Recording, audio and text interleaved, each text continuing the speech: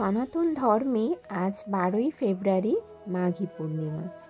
144 বছর পর অতি বিরল যোগ এই মাঘী পূর্ণিমার দিনটি। সনাতন ধর্মে মাঘ পূর্ণিমার অত্যন্ত গুরুত্ব রয়েছে। এই দিনে গঙ্গা নদীতে স্নান করা এবং দান করা শুভ এবং ফলপ্রসূ বলে বিবেচিত হয়। পঞ্জিকা অনুসারে প্রতি বছর মাঘ মাসের শুক্লপক্ষের পূর্ণিমা তিথিতে মাঘী পূর্ণিমা পালিত হয়। পূর্ণিমার দিন দেবী লক্ষ্মী এবং চন্দ্র দেবতার পূজা করা হয়। বিশ্বাস করা হয় যে পূর্ণিমার দিনে দেবী লক্ষ্মী পৃথিবীতে বিচরণ করেন এবং তার ভক্তদের আশীর্বাদ করেন। মাঘ পূর্ণিমার দিনে কিছু ব্যবস্থা গ্রহণ করলে ভক্তের জীবনে লক্ষ্মীর আগমন হতে পারে। এমন পরিস্থিতিতে কি করা উচিত মাঘী পূর্ণিমার দিন, এই ভিডিওতে আমি আলোচনা করব। অশ্বত্থ গাছের পূজা করলে মাঘী পূর্ণিমার দিন দেবী লক্ষ্মী এবং ভগবান বিষ্ণুর আশীর্বাদ লাভ হয়।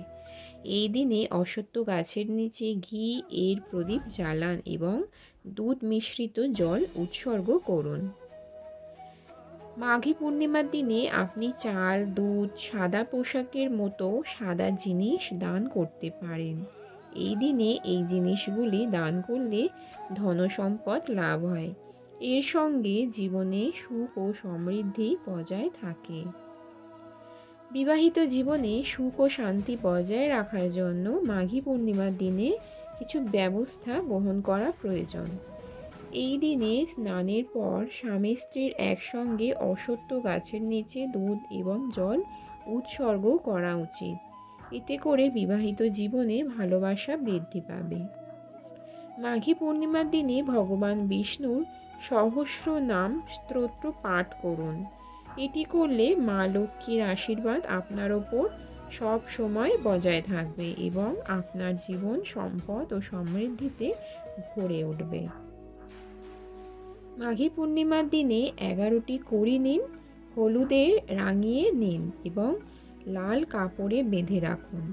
এরপর সন্ধ্যার পুজোর সময় দেবী লক্ষ্মীকে এই কড়ি নিবেদন করুন। পূজা শেষ হলে কড়িগুলি তুলে সিন্দুকের মধ্যে রাখুন। এটি করলে আপনার কোষাগার কখনোই খালি হবে না।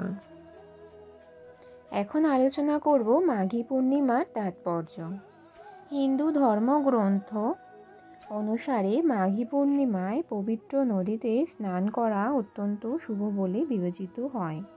এই পবিত্র আচারটি অতীত এবং বর্তমানের পাপ ধুয়ে ফেলার জন্য বিশ্বাস করা হয়। স্নানের পরে ভক্তরা আধ্যাত্মিক শুদ্ধি কামনা করে দান করেন। এই দিনে ভগবান বিষ্ণু এবং ভগবান হনুমানের পূজা করা হয় এবং ভক্তরা তাদের আশীর্বাদ প্রার্থনা করেন। বিশ্বাস করা হয় যে যারা এই দেবতাদের পূজা করেন তাদের ইচ্ছা পূর্ণ হয়। মাঘ পূর্ণিমাকে আধ্যাত্মিক ও ধর্মীয় আচার অনুষ্ঠানের জন্য একটি পবিত্র দিন হিসাবে বিবেচনা করা হয়। পৌরাণিক কাহিনী অনুসারে এই মাসে দেবতারা স্বর্গ থেকে পৃথিবীতে অবতরণ করেন এবং গঙ্গার তীরে অবস্থান করেন। এই শুভ উপলক্ষটি মাঘ মেলা এবং কুম্ভ মেলা দ্বারা চিহ্নিত করা হয়, যেখানে শত শত ভক্ত মাঘী পূর্ণিমার পবিত্র চেতনায় আপ্লুত হয়ে গঙ্গায় পবিত্র স্নান করতে সমবেত হন। এই মাঘী পূর্ণিমার একটি পৌরাণিক কাহিনী রয়েছে। কান্তিকা নগরে ধনেশ্বর নামক এক ব্রাহ্মণ থাকত। ভিক্ষা করে নিজের জীবন কাটাত ওই ব্রাহ্মণের স্ত্রীর কোনো সন্তান ছিল না।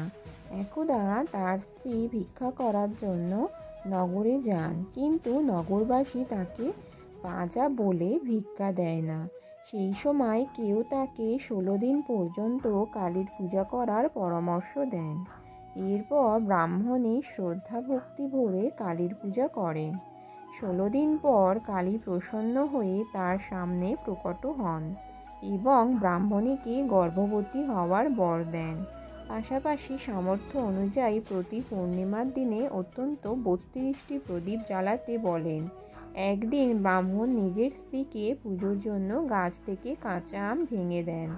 সেই ফল দিয়ে কালীর পূজা করেন।